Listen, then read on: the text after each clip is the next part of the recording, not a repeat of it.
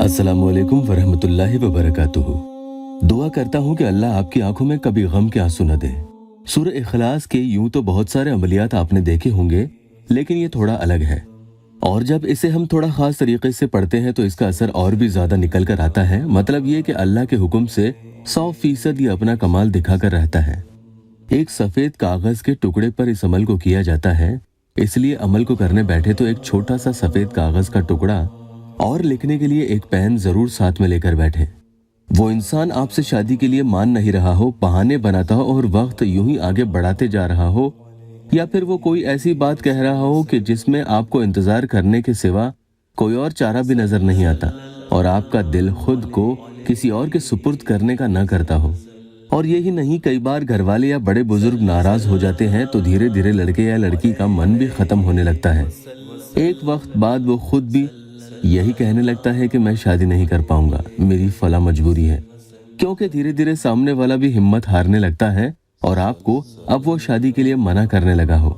तो इंशाअल्लाह अब वो भी जल्दी राजी हो जाएगा, खुद आपके पीछे भी पड़ेगा कि जल्दी मुझसे शादी कर लो। और यही नहीं, इस अमल की बरकत से इंशाअल्लाह इस शादी के लिए जितने भी नाराज हैं वो सब के सब राजी हो जाएंगे, ठीक जैसे अरेंज मैरिज में होते हैं।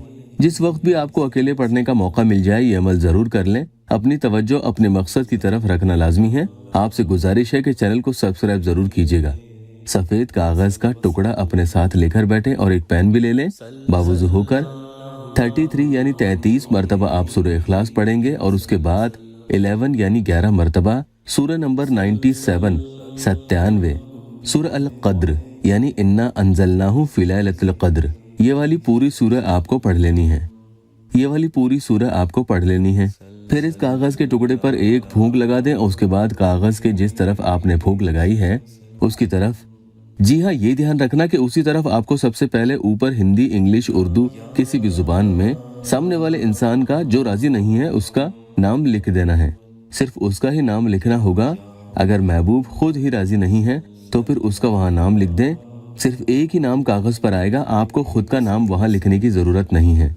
अगर फूंक दी हुई तरफ के अलावा कागज के किसी और तरफ नाम लिख दिया तो अमल जाया होने का शुबा रहता है। ये मान लीजिए कि जिसका भी नाम इस कागज पर लिखा जाएगा उसके नाम के हरूफ लिखते ही वो इंसान इंशाअल्लाह ताला राजी हो जाएगा।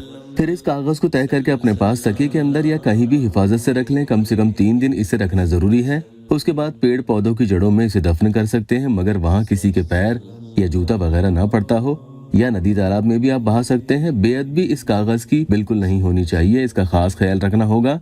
अल्लाह के करम से सख्त नाराजगी भी इंसानों की दूर हो जाती है।